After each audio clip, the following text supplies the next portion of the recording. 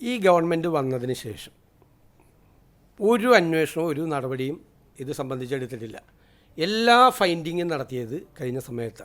നിങ്ങളിതൊന്ന് അറിയണം. 2020 ഇത് കഴിഞ്ഞ ഉടനെ തന്നെ നിയമസഭയിൽ ഒരു ആരോപണം വന്നു. അപ്പോൾ ഞാൻ പറഞ്ഞു, അന്നത്തെ മുഖ്യമന്ത്രിയോട് പറഞ്ഞു, അങ്ങൊരു വിജിലൻസ് അന്വേഷണം നടത്തണമെന്ന് പറഞ്ഞു. അതിനുശേഷം അവർ വിജിലൻസ് അന്വേഷണം നടത്തി. വിജിലൻസ് അന്വേഷണം നടത്തി എൻ്റെ ആവശ്യമില്ല, ഞാൻ നിയമസഭയിൽ ആവശ്യപ്പെട്ട് അന്വേഷണം നടത്തിയിട്ട് ഒരു തരത്തിലുള്ള ക്രമക്കേടും നടന്നിട്ടില്ല എന്നുള്ള റിപ്പോർട്ട് പ്രാഥമിക അന്വേഷണം നടത്തി വിജിലൻസ് ഗവൺമെൻറ് കൊടുത്തു. അന്ന് അത് അംഗീകരിച്ചു. അത് കഴിഞ്ഞിട്ടൊരു പരാതി ആയിട്ട് ഒരാൾ ഹൈക്കോടതിയിലെ സിംഗിൾ ബെഞ്ചിൽ പോയി. സിംഗിൾ ബെഞ്ച് ആ പരാതി തള്ളി. രണ്ടാമത് അതിമ്മ അപ്പീലായിട്ട് ഡിവിഷൻ ബെഞ്ചിൽ പോയി ഹൈക്കോടതി. അത് ആ ഡിവിഷൻ ബെഞ്ച് തള്ളി. കേട്ടോളാം. പിന്നീടാണ് ഞാൻ പ്രതിപക്ഷ നേതാവായി വരുന്നത്. പ്രതിപക്ഷ നേതാവായി വരുമ്പോഴാണ് 2023 നേരത്തെ അന്വേഷിച്ച് തള്ളിയ കേസ് ഞാൻ പ്രതിപക്ഷ നേതാവായപ്പോൾ വീണ്ടും ഒരു പരാതി വാങ്ങി വീണ്ടും അന്വേഷണം ആരംഭിച്ചു. അന്വേഷണം ആരംഭിച്ച് കഴിഞ്ഞതിന് ശേഷം വിജിലൻസ് റിപ്പോർട്ടാണ് 14/6/2023 രജിസ്റ്റർ ചെയ്ത കേസിൽ 7/9/24 വിജിലൻസ് റിപ്പോർട്ട് കൊടുത്തിരിക്കുകയാണ്. എന്താണ്? Enquiry could not discover any evidence to sustain the allegation. The enquiry so far could not reveal any evidence and also the allegations could not sustain in evidence. ഇത് ഞാൻ മുഖ്യമന്ത്രിയായതിനു ശേഷമുള്ളതല്ല, 7/9/2024 റിപ്പോർട്ടാണ്. ഇനി വീണ്ടും അതിൽ വിജിലൻസ് നടത്തിയ റിപ്പോർട്ടിൽ 2 വിജിലൻസ് ഡയറക്ടർമാർ റിപ്പോർട്ട് കൊടുത്തു. ഒന്ന്, prevention of corruption act attract ചെയ്യുന്ന ഒരു തെറ്റും ഞാൻ ചെയ്തിട്ടില്ല, ക്ലീൻ ചിറ്റാണ്. അതായത് PC ആക്ട് എനിക്കെതിരെ ഈ അലിഗേഷൻ അന്വേഷിച്ചതിൽ നിൽക്കില്ല എന്ന് ഒരു വിജിലൻസ് ഡയറക്ടർ. അപ്പോൾ പറഞ്ഞു FCRI അന്വേഷിക്കാൻ പ്രകാരം തീർക്കരുതല്ലേ, ഞാൻ പ്രതിപക്ഷ നേതാവാണല്ലോ, തീർക്കരുതല്ലേ, FCRI വയലേഷൻ നടത്തിയിട്ടുണ്ടോയെന്ന് അന്വേഷിക്കാൻ പറഞ്ഞു. ഒരു FCRI വയലേഷനും ഇല്ലെന്നും പറഞ്ഞ് രണ്ടാമത്തെ വിജിലൻസ് രണ്ട് വിജിലൻസ് ഡയറക്ടർമാരെ ഞാൻ സ്വാധീനിച്ചെന്ന് പറയരുത്. രണ്ടാമത്തെ വിജിലൻസ് ഡയറക്ടർ രണ്ടാമത് FCRI അന്വേഷണം നടത്തി. FCRI നിലനിൽക്കില്ല, ഒരു കാരണവശാലും നിലനിൽക്കില്ല എന്ന് പറഞ്ഞു. അതിൻ്റെ ഇടയിൽ വയനാട് ഞങ്ങളുടെ ക്യാമ്പ് നടത്തുന്ന ദിവസം അന്നത്തെ മുഖ്യമന്ത്രിയുടെ ഓഫീസിൽ നിന്ന് CBI അന്വേഷിക്കാൻ പോകണമെന്ന് പറഞ്ഞു. അപ്പോൾ ഞാൻ പറഞ്ഞ മറുപടി ഓർമ്മയുണ്ടല്ലോ, ഞാൻ പേടിച്ചു പോയി. ഉടനെ CBI അന്വേഷണം ഏർപ്പെടുത്തിക്കൊള്ളാൻ പറഞ്ഞു.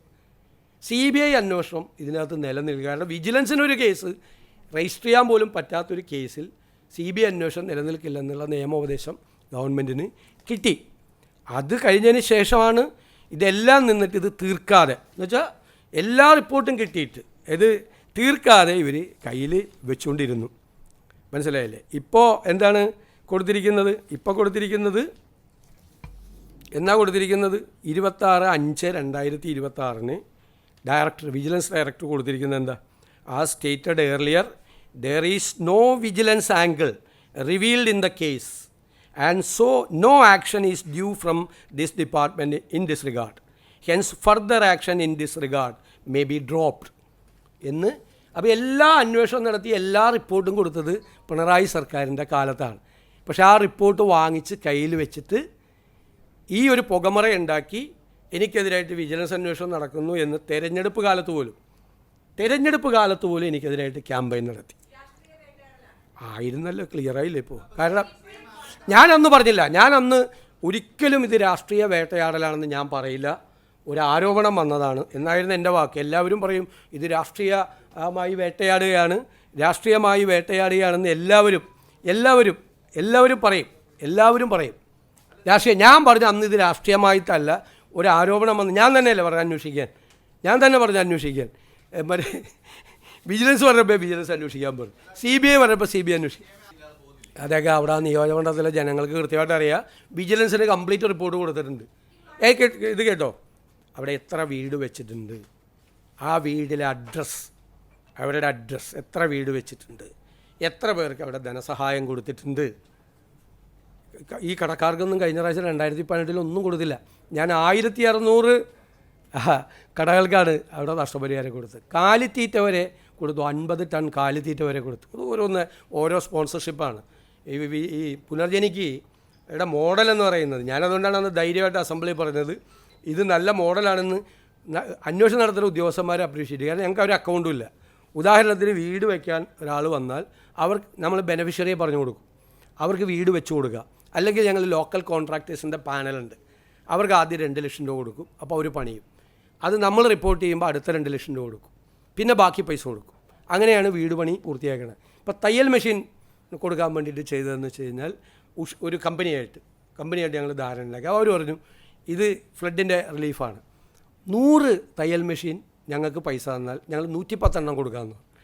അപ്പോൾ പല സ്ഥാപനങ്ങളും വന്ന്, റോട്ടറി ക്ലബ്ബുകൾ ഉൾപ്പെടെ സ്ഥാപനങ്ങൾ വന്ന് 100 എണ്ണത്തിൻ്റെ പൈസ അവിടെ അടയ്ക്കും കമ്പനിയിൽ. ഞങ്ങൾ ബെനഫിഷ്യറീസിൻ്റെ ലിസ്റ്റ് കാണിക്കും.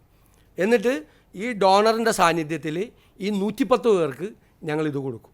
അങ്ങനെയാണ് 1200 പേർക്ക് തയ്യൽ മെഷീൻ നഷ്ടപ്പെട്ടവർക്ക് എല്ലാവർക്കും കൊടുത്തു, കൃഷിനാശം സംഭവിച്ചവർക്ക് കൊടുത്തു. ഇനിയിപ്പോൾ ഞാൻ പറയുന്നത് എൻ്റെ അനുഭവം അതാണ്. ഇത് ഒരു മോഡലായിട്ടാണ് ചെയ്തത്. മോഡൽ എന്ന് വെച്ച് കഴിഞ്ഞാൽ അന്താരാഷ്ട്ര രംഗത്ത് പ്രവർത്തിക്കുകയും ഈ രംഗത്ത് പ്രവർത്തിക്കുകയും ചെയ്യുന്ന ഏജൻസികളുടെ മാനേജ്മെൻറ്റ് ടെക്നിക്കൽ ഗൈഡൻസ് വാങ്ങിച്ചിട്ട് കേരളത്തിൽ ആദ്യമായിട്ട് ഒരു നിയോജക മണ്ഡലത്തിൽ ഒരു MLA ചെയ്ത പ്രോജക്റ്റ്. എനിക്ക് അതിൻ്റെ അകത്ത് അഭിമാനമുണ്ട്.